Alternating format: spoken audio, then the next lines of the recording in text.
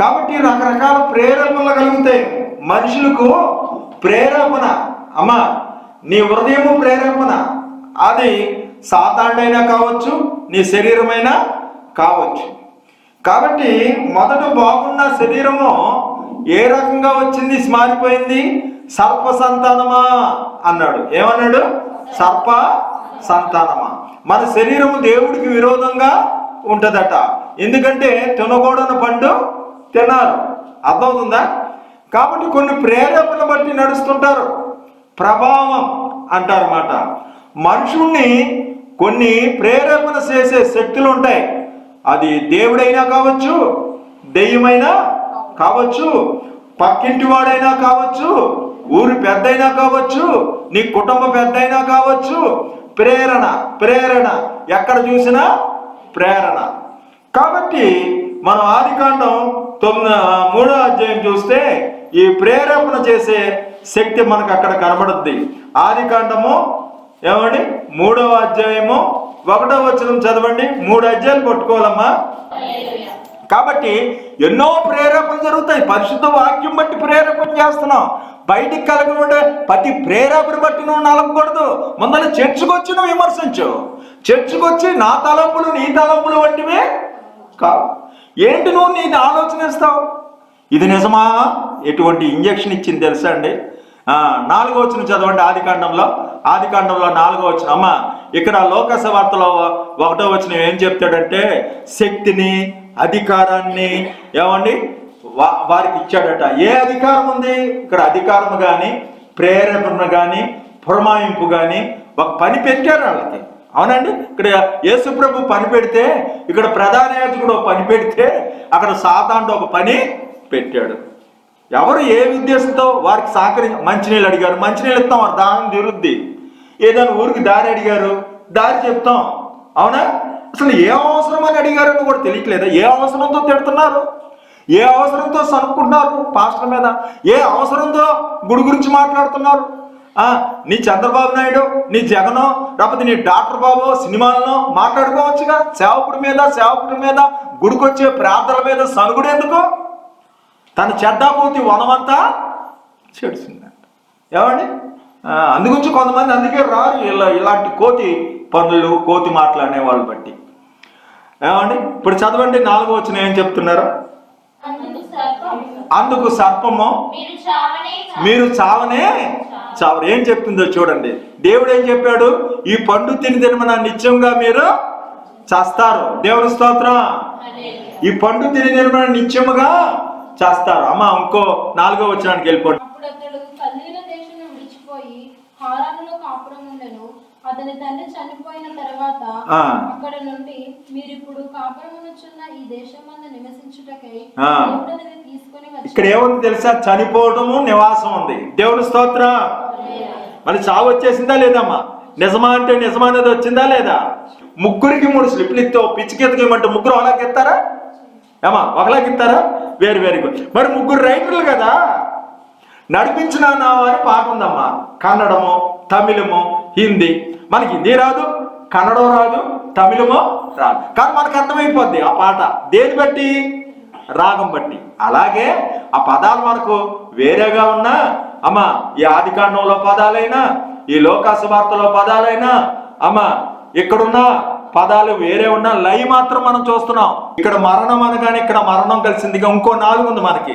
ఆ 4 కూడా చూడాలి. మరి ఏ 4 ఉంది ఇప్పుడు చెప్పండి? లోకసువార్తలో 4. అది చెల్లి గుర్తెరిగింది.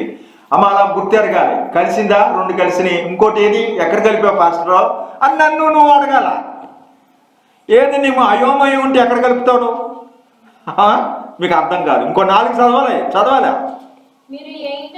మీరు ఏ ఇంట ప్రవేశించురో ఆ ఇంటనే బస చేసి అక్కడి నుండి బయలుదేరి వెళ్ళాలి. ఇక్కడ చూడమ్మా, ఇల్లు అనగా మనమే అయిన ఇల్లు. 1వ వచనం, మనమే అయిన ఇల్లు. ఇంటిలో బస చేసి వెళ్ళిపోవాలా, ఉండాలా? వెళ్ళిపోవాలి. చచ్చిపోతాం అన్నమాట. అర్థమైందండి? ఇంట్లో ప్రాణం ఎక్కువ రోజులు ఈ ఆత్మ ఉండదు. ఇంట్లో బస చేసి ఇల్లు ఇడిచిపెట్టి వెళ్ళిపోద్దా లేదా? ఈ గుడారం శిథిలమైపోయే ఈ గుడారంలో ఉండి ఆత్మ ములుగుతుంది. అర్థమైందా? అలాగే నివాసము మరణం గురించి వచ్చింది చెల్లి. 3వ వచనం చదవండి. 3వ వచనం చదువు. ఆది కాండంలో కానీ, దీంట్లో కానీ, ఆ లోకాలో కానీ, ఆ అపోస్తుల కార్యాల్లో కానీ చదవండి. 3 త్వరగా చదవాలి. అయితే తోట మధ్యనున్న చెట్టు ఫలములను గూర్చి దేవుడు మీరు చావకుండానట్లు వాటిని తినకూడదనియు వాటిని ముట్టకూడదనియు ఏం చెప్పాడు? తినకూడదు, ముట్టకూడదు. ఇంకో 3కి వెళ్ళిపోండి త్వరగా. అమ్మా లోకాసు వార్తలో 3వ వచనం చూడండి. నీవు నీ దేశమును నీ స్వదేశమును విడిచి అమ్మా నీ స్వదేశమును విడిచి బయలుదేరి నేను చూపించు దేశమునకు. ఇక్కడ విడిచిపెట్టమన్నాడా? నీ స్వదేశాన్ని విడిచిపెట్టాలి. అర్థమైందా? అక్కడేంటి? ఈ తోట మధ్యలో ఉన్న వాటిని నువ్వు ముట్టకూడదు, తినకూడదు. అవునా? ఇంకో 3వ వచనం. మరియు ఆయన ప్రయాణము కొరకు చేతికర్రనైనను చాలనైనను రొట్టెనైనను వెండినైనను మరి దేనినైనా తీసుకొని పోవద్దు. ఇక్కడ 3 నిషేధాలు. వెండి అయినా వద్దు, చేతి కర్ర అయినా వద్దు, నీ జోలైనా వద్దు, జత బట్టలైనా వద్దు. అమ్మా ఏం చెప్తున్నాడు? వద్దు వద్దు అని ఇక్కడ చెప్తున్నాడు. శిష్యులకి ఏమన్నాడు? జత బట్టలు కూడా వద్దు అన్నాడు. అక్కడ అబ్రాహాముతో ఏం చెప్పాడు? నీ బంధువుల్ని, స్నేహితుల్ని అందరినీ విడిచిపెట్టి బయలుదేరి వెళ్ళు. ఇదే ఆజ్ఞ, అదే ఆజ్ఞ. అక్కడ ఏం చెప్తున్నాడు? ఈ అన్నీ తిను కానీ ఈ తోట మధ్యలో ఉన్న మంచి చెడులు తెలియని వృక్ష ఫలాన్ని ముట్టకూడదు, దాన్ని తినకూడదు. 3 చోట్ల ఏముంది? వద్దు అనేది ఉంది. అవునా కాదా? హల్లెలూయా. కలిసిందా లేదా? ఇందాక జీవం అన్నప్పుడు మరణం గురించి వచ్చిందా లేదా? ఇది నిజమా అంటే అక్కడ నిజమా అంటున్నాడా లేదా? ఇలాగ ఏదైనా ఇందాక చెప్పాక ఉదాహరణలో క్రిస్మస్లో ఎన్నేను. కాబట్టి అర్థమవుతుందా చెల్లి? ఇప్పుడు ఈ 3 ఆజ్ఞల్లో ఏది కష్టమో చెప్పండి. ఎవరికి ఇచ్చిన ఆజ్ఞ కష్టం? ఇప్పుడు అబ్రహాం కంట ఆ దేశంలో ఉండకూడదంట. ఏమండి? వాళ్ళ నాన్న విడిచిపెట్టాలంట, వాళ్ళ అమ్మని విడిచిపెట్టాలంట, మొత్తం ఊరే వదిలిపెట్టాలంట. అయితే అవ్వ ఆదాములకు ఇచ్చిన ఆజ్ఞ ఏంటి? తోటలోనే ఉండండి, ఇక్కడే ఉండండి, తినండి, బాగా మామిడికాయలు తినండి, యాపిల్ తినండి, సీతాఫలాలు తినండి, మీకు దానిమ్మకాయలు తినండి, ఏదైనా తినండి, కానీ ఒక్కటి మాత్రమో ముట్టదు. అన్నీ తినొచ్చంట, ఒక్కటి మాత్రం. ఎంత ఈజీ ఆజ్ఞ చూడండి అమ్మా. అసలు అబ్రాహాంకి ఇచ్చిన ఆజ్ఞ ఏంటి? అసలు ఇక్కడ ఉండొద్దు, అసలు ఇక్కడ ఈ చెట్టు వద్దు, ఆ చెట్టు వద్దు, ఆ మనుషులు వద్దు, ఈ మనుషులు వద్దు, నీ అనుజనులు వద్దు, బంధువులు వద్దు, మీ అమ్మా నాన్న కూడా వద్దు, బయలుదేరు. ఇదెంత పెద్ద ఆజ్ఞ. మనం వెళ్ళగలమా? కాబట్టి ఇక్కడ అంటున్నాడు శిష్యులతో, జత బట్టలొద్దు, చేతి కర్ర అయినా వద్దు, రొట్టెలు కూడా వద్దు. మరి ఎలా ప్రయాణం అవుతారు? అమ్మా ఆలోచిస్తున్నావా? నిలవరైన పట్టణం మనకి ఇక్కడ లేదు. ఆశించినది ఇతరులకు పెట్టాలట. సాతానుడు వచ్చి ఆశ పెడుతున్నాడు. ఏం ఆశ? ఏమండి? దేవుడు ఏం చెప్పాడు? మీరు పండు తినమన్నా మీరు చస్తారు అన్నాడా లేదా? పండు తినమని చేస్తారు. సాతానుడు ఏం చెప్పాడు? ఫస్ట్ మంచిగా వచ్చాడు. ఏమన్నాడు? ఇది నిజమా అనుకుంటూ వచ్చాడు. నిజం కాదబ్బాయి అనుకుంటూ వచ్చాడా? డౌట్ పెట్టాడు. ఇప్పుడు హృదయం ఇప్పింది. ఇప్పుడు ఎందుకు మాట్లాడింది? 2వ వచనంలో ఏం చెప్తుందో చూడండి. స్నేహం చేసింది. ఆదికాండం 3వ అధ్యాయంలో 2వ వచనం ఏం చెప్తుంది చూడండి. స్నేహం చేసింది. ఈ తోట చెట్ల మధ్యలో మేము తినవచ్చు.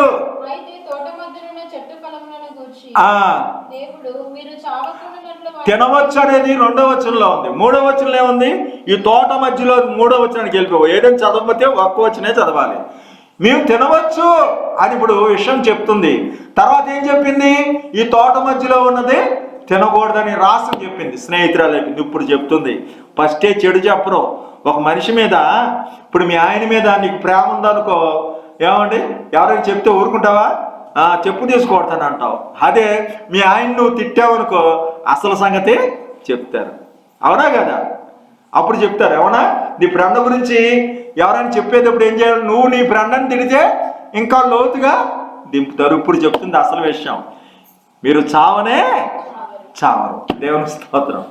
5వ వచనంలో ఏం చెప్పింది? మీరు చావనే చావరు. 5వ వచనంలో ఏం చెప్తున్నాడు చూడండి త్వరగా.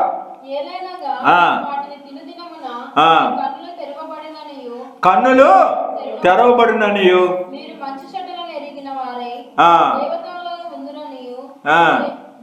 మీకు తెలిసిపోతుంది. దేవుడికి తెలియను, మీకు కూడా తెలిసిపోద్ది అనేది వెల్లడి అనేది 5వ వచనం.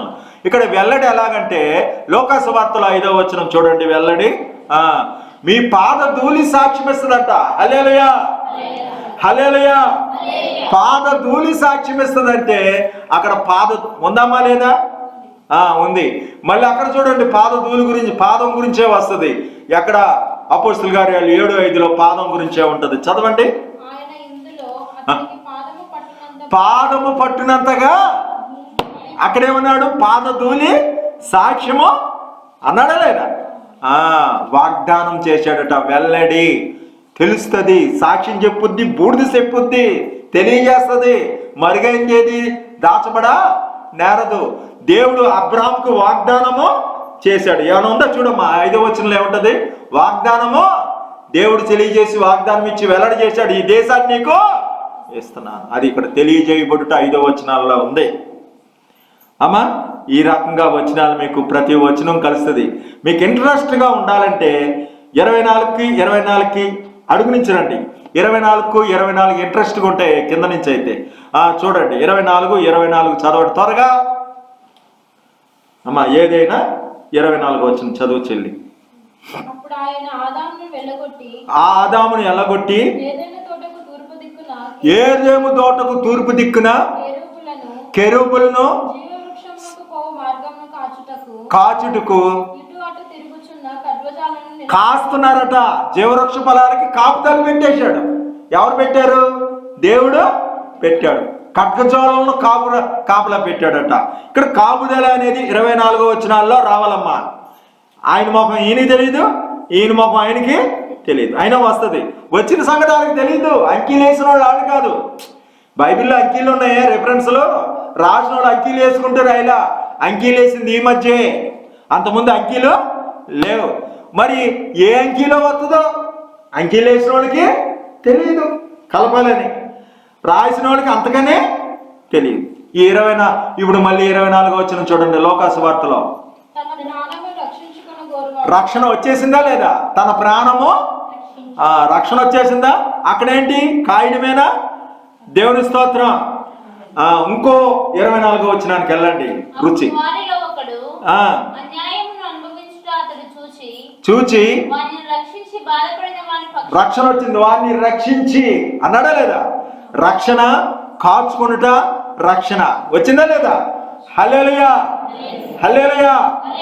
అలా కలుస్తాయమ్మా. 23 కూడా చదవండి. అలా త్వరగా చదివేవాళ్ళ. మీరు పాత పాస్టర్ గారికి అందించినట్టు చదవద్దు, ఆకుండా చదివేవాళ్ళ. 23 తర్వాత చదవాలి.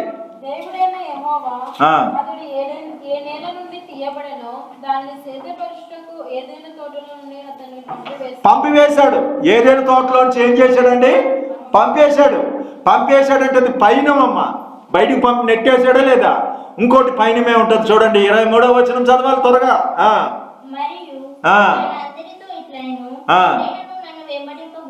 నన్ను ఎంబడింప ఇక పైనము ఎంబడింప గోరిని ఎడలా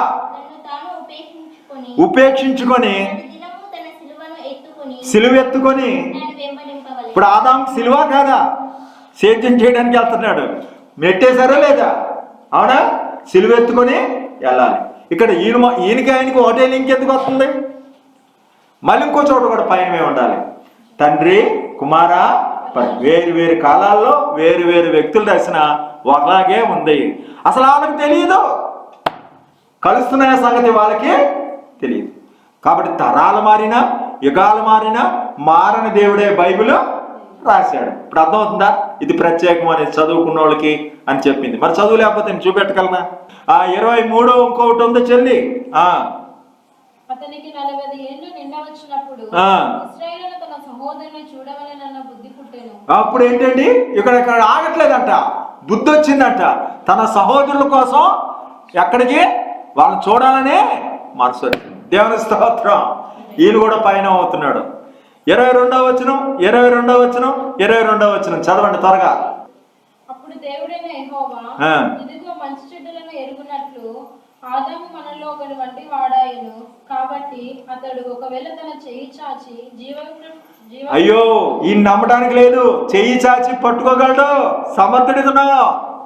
చెయ్యి చాచి జీవవృక్ష ఫలాలు కూడా పట్టుకుంటాడు. ఈ మంచి చెట్లు తెలుగు వృక్షే కాదు, ఏమంటున్నాడు, ఈ మంచి చెట్లు తెలుగు వృక్ష ఫలాలే కాదు, జీవవృక్ష ఫలాలు కూడా ముట్టుకోగలడు. అలా వదిలితే లేదు, సమర్థత మాట. ఇక్కడ ఇంకో 22వ వచనం చదవండి. పెద్దల చేతను ప్రధాన యాజకుల చేతను శాస్త్రుల చేతను విసర్జింపబడి మూడవ దినమున లేచుట ఆగత్యమని. ఇక్కడ సమర్థత ఏంటి? సామర్థ్యం ఏంటి? చనిపోయి తిరిగి లేవడం. ఇంకో సమర్థత మోషే ఐగుప్తుల సకల విద్యలను అభ్యసించి అర్థమైంది. ఇక్కడ నేర్పేంటి? సమర్థత ఏంటి? సకల విద్యలు అభ్యసించాడా లేదా? కాబట్టి ఇటువంటి సామర్థ్యం గలవాడు నా ఆదాము ముట్టుకుంటాడేమో. యేసు ప్రభు కూడా చనిపోయి తిరిగి లేచాడు సామర్థ్యతలో. ఇప్పుడు 21 రండి. దేవుని స్తోత్రం. దేవుడైన యెహోవా అతని భార్యకును చర్మపు చొక్కాయిలను దాపండి, పెంచడం. చర్మం చొక్కాలు చేశాడంట వారి కోసం. వెళ్ళిపోతే ఎంత ప్రేమ చూడండి. దేవుడు ఎప్పుడు కఠినైనా ఏది ఎందుకు చేయాలో అది చేస్తాడు. దిగంబరిగా పంపించచ్చుగా, మీకు సిగ్గు కలగలరనొచ్చుగా. ఏం చేశాడు? చర్మపు చొక్కాలను శ్రద్ధ గల దేవుడండి. ఆయనకి ఏమైనా బాధ కలగజేయడం ఆయనకి ఇష్టమే లేదు. చర్మ చొక్కాలను చేసి మరి మొదటి టైలర్ అంట ఆయనే. అర్థమవుతుందా? మొదట టైలర్. రేపు ఫిబ్రవరి లాస్ట్ రోజున టైలర్స్ డే ఉంటుంది. మొదటి టైలర్ ఎవరు? యేసు ప్రభువే. దేవుని స్తోత్రం. దేవుడే మొదటి టైలర్. మొదట బట్టలు కుట్టింది ఆయనే. ఇంకో 22వ వచనం చదవమ్మా. ఎవరిలోనూ అర్థమవుతుందా? దాపు. ఇక్కడ మర్మాలు దాపు వేశాడు, ఇక్కడ కూడా దాపు ఎవరితోనూ దాచాడు. దేవుని స్తోత్రం. అర్థమవుతుందా? ఎవరితోనూ చెప్పవద్దు. సంరక్షణ మాట. ఇంకో 22 ఉంది. బయట పారవేయబడి ఫరో కుమార్తె అదండి దాసింది. ఎవరు దాశారు? దేవుడు ఎలా రాశాడు? మగోడు బతకూడదు, నదిలో పడేశారు. ఎక్కడ ఎలా దాశాడు దేవుడు? ఫరో కుమార్తె దగ్గరే దాశాడు. పెంచుట, బట్టలు కుట్టించాడు అక్కడ. ఏమని? ఎవరితో ఏమి సంరక్షణ మాట. జాగ్రత్త చేసి సంరక్షణ, జాగ్రత్త పరచడం. అర్థమవుతుందా? ఉందా లేదా? మరి ఇంకా తర్వాత 21లో చదవండి. ఆదాముకు తన భార్య అవ్వ అని పేరు పెట్టాడు. ఆమె అందరికీ తల్లి. అందరికీ భూమి మీద ఉన్న పుట్టబోయే వారికి కూడా తల్లి. అవ్వ అని పేరు పెట్టాడట. అంటే స్వభావం అంటే బుద్ధి. ఆవిడకి ఏంటి? ఆవిడ స్వభావం అవ్వ. ఆవిడ తత్వం ఏంటి? అవ్వ. ఆవిడ గుణం ఏంటి? అందరికీ అవ్వ. ఇక్కడేంటి? ఇంకోటి అర్థమవుతుందా? నేనెవరిని అనుకుంటున్నావు? ఆవిడ అవ్వ, నేనెవరిని అన్నాడా లేదా? ఎలా కలిసిందమ్మా? ఈయన మొహం ఆయనకి, ఆయన మొహం ఈయనకి తెలియదు. 2000 సంవత్సరాలు దూరం. ఇంకోటి మళ్ళీ అలా లై వచ్చేస్తుంది. దివ్య సుందరుడై తండ్రి ఇంట ఎలా ఉన్నాడు? దివ్య సుందరుడై ఉన్నాడు. నువ్వేమో అవ్వ, మరి నేనెవరు? ఆయన దివ్య సుందరుడు. అర్థమైందా? ఎవరేంటో అనేది 21వ వచనంలో ఉందా లేదా? 20వ వచనానికి రండి. దేవుని స్తోత్రం. నీవు నేల తీరు చేరు వరకు ఇంకో 19వ వచనం చదవము. బ్రతకకుండా అని ఉందా లేదా? నువ్వు మన్నయ్యి కనుకో మన్నైపోతావు. బ్రతకకుండా. అలాగే బాప్తిసం ఇచ్చే యోహాను చనిపోయి తిరిగి జీవం గురించే ఉంది కనుక నువ్వు మన్నయ్యి పోదువు కనుక. మరి ఇక్కడే ఉంది, చదవండి.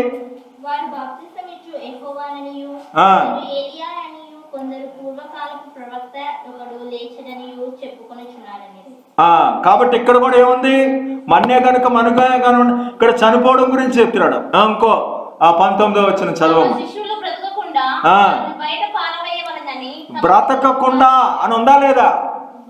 నువ్వు మన్నయ్యి కనుకో మన్నైపోతావు. బ్రతకకుండా అలాగే బాప్తిసం ఇచ్చే యోహాను చనిపోయి తిరిగి జీవం గురించే ఉంది. అలాగే 18వ వచనం ఏమిస్తున్నారు?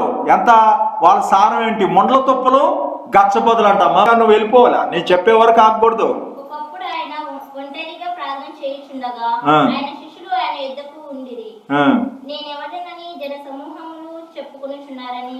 ఆ సారం ఏంటి అనేది, ఎవరు, ఫలితం ఏంటి అని ఇంకో 18కి వెళ్ళమ్మా చెప్తాను. ఎలా ఉన్నాడు? కపటముగా ప్రవర్తిస్తున్నాడు. ముండ్ల పొదలు గచ్చ పొదలు ఏంటి? అంతేనా?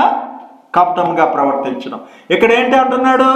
ఫలమేమి? నేనెవరని ఒంటరిగా అడుగుతున్నాడు, రహస్యంగా అడుగుతున్నాడు మాట అండి. దేవుని స్తోత్రం. అది కూడా సారం అనేది, నేనెవరని సారం అనుకుంటున్నారు అనేది. అలాగే 18 అయిపోయినాయి. 17వ వచనాలు చదవండి.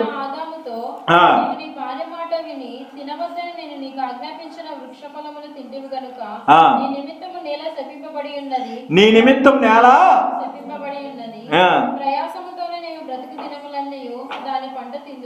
ప్రయాసతో బ్రతుకు దినములన్నీ పంట తిందు అంటే మరి ఇంకో 17వ వచనం ఏముంది? నాకు గుర్తుండాలి కదమ్మా.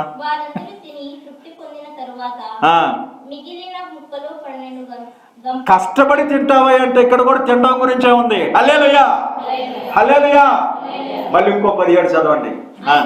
అయితే దేవుడు అబ్రహామునకు అనుగ్రహించిన వాగ్దాన కాలము సమీపించిన కొలది ప్రజలు ఐగుప్తులో విస్తారంగా వృద్ధి పొందిరి. యూదాకు యోసేపును ఎరుగని వేరొక రాజు ఐగుప్తులను ఎలా ఆరంభించును. 17వ వచనం ఏంటంటే ఆహారం ముగింపమ్మ.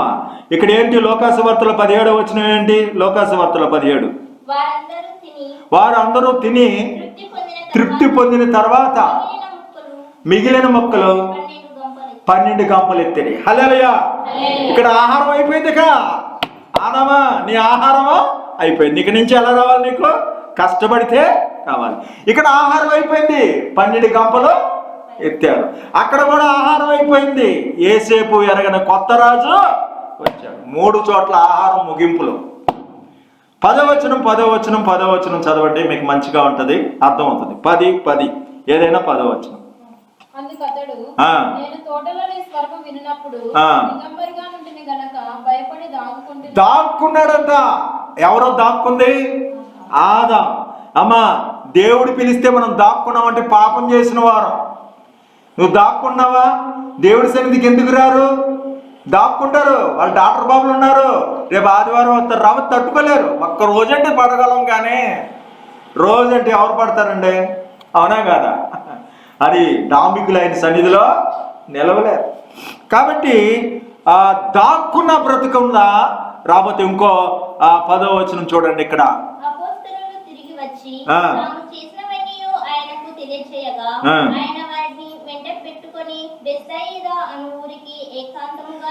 ఏకాంతముగా, ఇక్కడ దాక్కున్న పరిస్థితి. ఏస్తో ఏకాంతంగా ఉన్నవారు ధైర్యంగా ఉంటారు. ఏస్తో ఏకాంతంగా ఉన్నవారు దాక్కుంటారు. హల్లెలూయా. వారు ఏస్తో కూడా ఉన్నవారు వారు విద్యలేని పామరు. అవునా కదా? ఇక్కడ ఏకాంతము, ఈ చెట్టు చాటున దాక్కోవడము. ఇంకో 10వ వచనం ఉంది. ఫరో ఎదుట. ఇక్కడ చూడండి, ఫరో ఎదుట. ఫరో అంటే ఎవరు? రాజుగారి ఎదుట నిలబడ్డాడు. ఎందుకని? ఏస్తో ఏకాంతంగా ఉన్నవాడు. ఏస్తో ఏకాంతంగా లేకపోతే సర్పంతో ఉంటే ఇతను కూడా దాక్కోవాలి. 3 పదుల్లో సముఖాలు. అర్థమైందమ్మా? ఓకే, దేవుడి స్తోత్ర. శిష్యుడు వచ్చి మనం ఈ అరణ్యంలో ఉన్నాము గనుక చుట్టుపక్కల గ్రామములకు పల్లెలకు వెళ్ళి బస చేసుకుని ఆహారం. ఇక్కడ ఆహారం ఎక్కడి నుంచి వస్తుంది? పల్లెల్లోనూ పట్టణాల్లోనూ వస్తుంది ఆహారం. ఇక్కడ ఆహారం ఎవరిచ్చారు? నువ్వు ఇచ్చిన నాకు ఈ స్త్రీయే ఆహారము ఇచ్చింది. 3 చోట్ల అలాగే ఉంటది. ఇంకో చోట 12వ వచనం. ఎక్కడుంది ధాన్యము? ఐగుప్తులో ధాన్యము ఉంది. ఇక్కడెక్కడ? అవ్వమ్మ నువ్వు ఇచ్చిన స్త్రీ నాకు ఇచ్చింది. అక్కడ ఐగుప్తులో ధాన్యం ఉంది, ఇక్కడ ఏమన్నారు? పల్లెల్లో పట్టణాల్లో ఆహారం. 13వ వచనంలో కొద్దిగా మోసం ఉంటుంది. 13వ వచనాలు చదవండి త్వరగా. అందుకు దేవుడైన యెహోవా స్త్రీతో,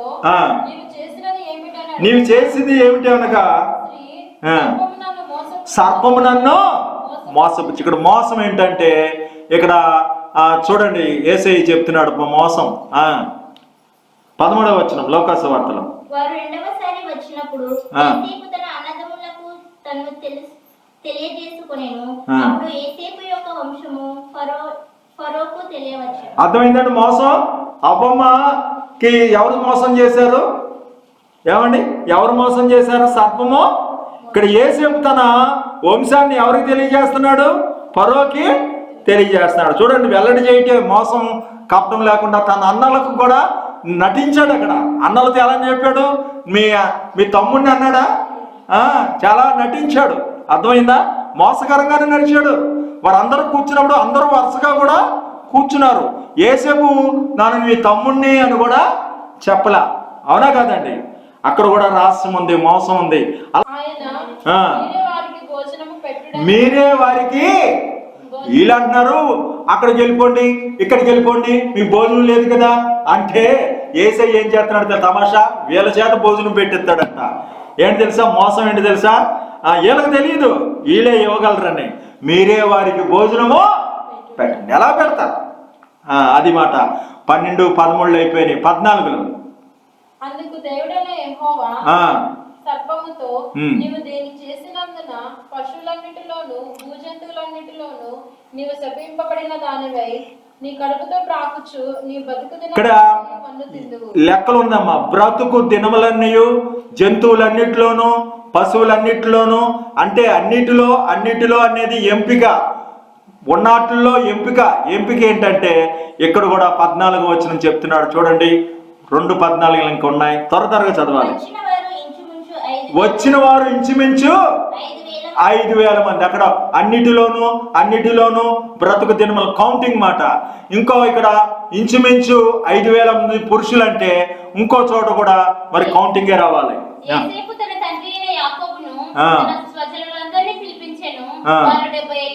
వారు 75. వీళ్ళు 5,000 మంది. బ్రతుకు దినములన్నీ ఉన్నటిలన్నిటిలోను జంతువులన్నిటిలోను అన్నిటిలో అంటే అక్కడ కూడా మిస్ కాలేదు. ఇక్కడ 5,000 మంది, ఇక్కడ 75 మంది. అంకీలు అన్నప్పుడు అంకీలు వచ్చేసినాయి లేదా కౌంట్? అర్థమైందండి? 15 త్వరగా. మరియు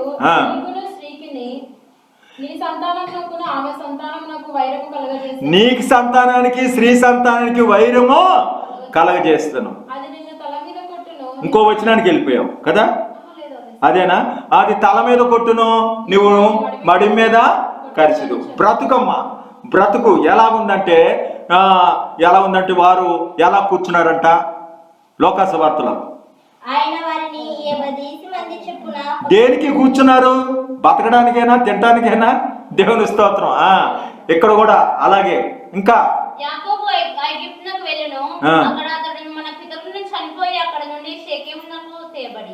అర్థమైందండి? ఇక్కడ క్రమం ఉంది. 50 మంది చొప్పున వీరు ఐగుప్తుకి వెళ్ళి మళ్ళీ అక్కడ షేకేపు నుండి చనిపోయి తీసుకురావడం. ఇక్కడ నువ్వు నడుము మీద కరుస్తావు, నీకు తల మీద కొడతావు. వీరు వెళ్ళాలి, రావాలి. జీవోపాధ పరిస్థితి. ఎందుకు కూర్చున్నారు? 50 మంది చొప్పున క్రమము, వెళ్ళడము రావడం క్రమము. నువ్వు మడి మీద కొడితే కాలు మీద కరవడం. 3 జీవ బతుకు కోసమే క్రమాలే. దేవుని స్తోత్రం. ఇంకేముంది? 15 అయిపోయింది. 16 స్త్రీతో నీ ప్రయాసము నీ గర్భవేదనను. ఏంటది? గర్భవేదన, గర్భమమ్మ. ఇక్కడ దేవుని స్తోత్రం. గర్భం అనగానే ఏం చెప్తున్నాడు? నువ్వు అదే వారికి చదవండి. 16వ వచనం. లోకాల్లోకి వెళ్ళిపోవడం అంతసేపు ఉండకూడదు.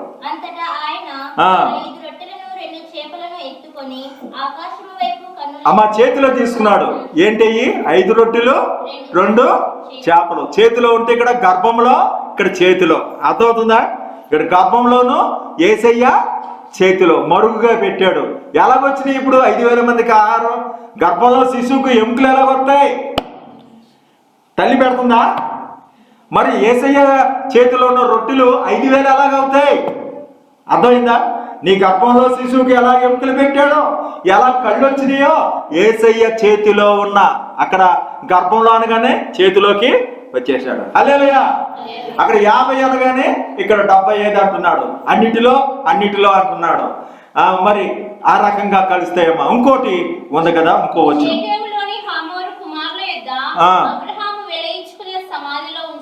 సమాధి. ఇక్కడ గర్భంలో సమాధిలో, ఇక్కడ ఏంటండి యేసయ్య చేతిలో లోపల సంగతులు ఉన్నాయి. ఈ లోపల ఉన్నవి సమాధిలో ఉన్నవాడు కూడా కడబోరు శబ్దంలో కొత్త శరీరాలతో వస్తాడు. యేసయ్య చేతిలో కూడా ఉన్నవి కూడా ఏమవుతాయండి? అనేక రొట్టెలు అవుతాయి. గర్భంలో శిశువుకు కూడా ఎముకలు వస్తాయి, పేగులు వస్తాయి, అన్నీ వస్తాయి. మరి సమాధిలో ఉన్న వారికి ఏంటి? కడబోరు శబ్దంలో వాళ్ళు కూడా చేస్తారు. దేవుని స్తోత్రం. 3 లోపలికే వెళ్ళినాయి.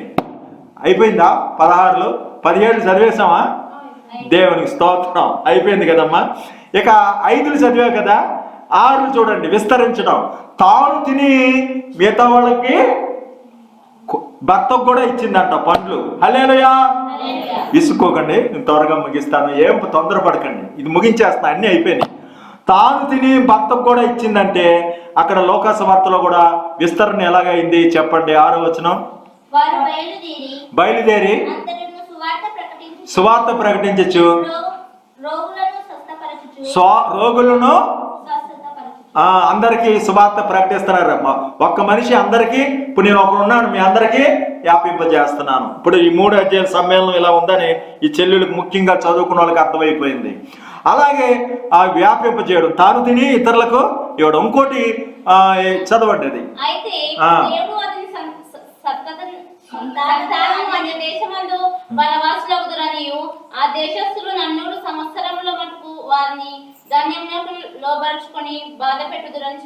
అదండి, వాళ్ళు విస్తారమయ్యారు, లక్షల మంది అయ్యారు. లోపరుచుకున్నట, ఇక్కడ వశపరుచుకుంటే ఏంటి? ఏమండి, అక్కడ అవ్వను లోపరుచుకొని, అవ్వేమో ఆదామును లోపరుచుకుంది. ఇక్కడ శిష్యులు ప్రజలందరినీ ఆ సువార్తతో లోపరుచుకుంటున్నారు. ఇక్కడ దాస్యత్వానికి వెళ్ళారు, అభివృద్ధి విస్తరించారు కూడా, లక్షల మంది అయ్యారు. కాబట్టి అలాగా 6 అయిపోయింది. 7 వెల్లడి, ఎల్లుడు 7 తీర్పమ్మ. ఇక్కడ కన్నులు తెరవబడి వాళ్ళు దిగంబరులుగా ఉన్నామని తెలుసుకున్నారు. అక్కడ ఫరో ఇక్కడ ఏ రోజు ఉన్నాడు చూసారా? తను చంపేసిన మరి యోహాను తిరిగి లేసాడని భయపడిపోతున్నాడు. కలవరము ఎటు తోచగా ఉన్నాడు. చంపేసినంత మాత్రం ఆగిపోయిందా? యోహాను చచ్చిపోతే అయిపోయిందా? అవలేదు. మళ్ళీ కలవరం వచ్చేసింది. దేవుని స్తోత్రం. ఇక్కడ తీర్పే, అక్కడ తీర్పే. ఇక్కడ 7వ వచనము అపోస్తలుల కార్యాలలో దేవుడు విమర్శ చేస్తున్నాడు అని అంది. చదవమ్మా.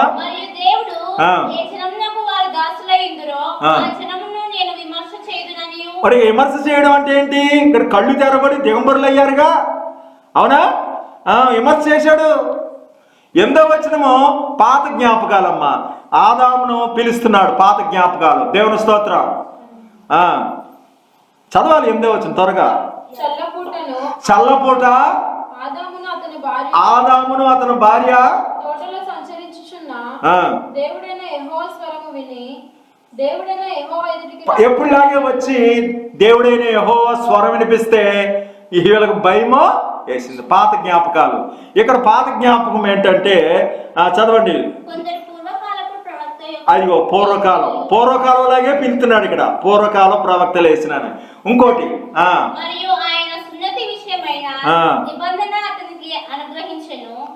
అబ్రాహాముకి ఇచ్చిన నిబంధన ఇస్సాకు చేశారు, యాకోబుకి చేశారు, అందరికీ చేశారు. పూర్వపు ఉన్న ఆ సున్నతి గురించి.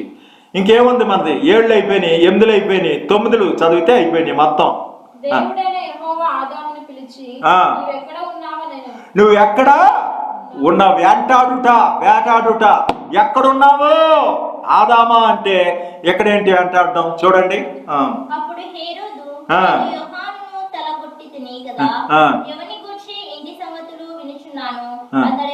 అని చెప్పి ఆయనను చూడగోరాడు. చూడగోరాడు. ఎవరతను ఇతను కూడా వేటాడుతున్నాడు. ఇక్కడేమంటున్నాడు ఆ గోత్రకర్త అమ్మ 9వ వచనంలో ఇక్కడ ఏమంటున్నాడు? ఆది కాండంలో ఆదాము నీవెక్కడ ఉన్నావని. ఆదామా నీవు ఎక్కడున్నావనంటే ఇక్కడ కూడా హేరోదు రాజు చూడాలని ఆశ పడుతున్నాడు. ఈయన కూడా వేటాడుతున్నాడు. ఇంకోటి ఆ గోత్రకర్తలు మత్సరపడి యోసేపును ఐగుప్తులోనికి పోవుటకు అమ్మివేసిరి గాని దేవుడు అతనికి తోడయుండి దేవుడు తోడుగా ఉన్నాడు, వెంటాడుతూ ఉన్నాడు. దేవుడు విడిచిపెట్టేవాడు కాడు. ఇక్కడ దేవుడు ఎలాగున్నాడు? ఆదామా అని పిలుస్తున్నాడు. లోబడిన పిల్లల వైపు దినమెల్లా చేతులు ఆశ. ఇక్కడ ఏంటి? హేరోదు ఆశ ఏంటి? ఎలాగైనా అతను ఎవరో చూడాలి, ఆశపడుతున్నారు. దేవుని స్తోత్రం. అయిపోయిందమ్మా, అన్ని వచనాలు చెప్పాను. దేవుని స్తోత్రం. కాబట్టి 2వ వచనాల్లో దర్శనాలు, మస్తోపేయలో కలిగిన దర్శనము, అన్ని ఫలాలు చూడొచ్చు. మీరు స్వస్థపరచని ప్రజలను సువార్త చేయాలి. ఇది దేవుని స్తోత్రం. ప్రతి వచనము చెప్పాను, ఏ వచనం మిస్ కాలా.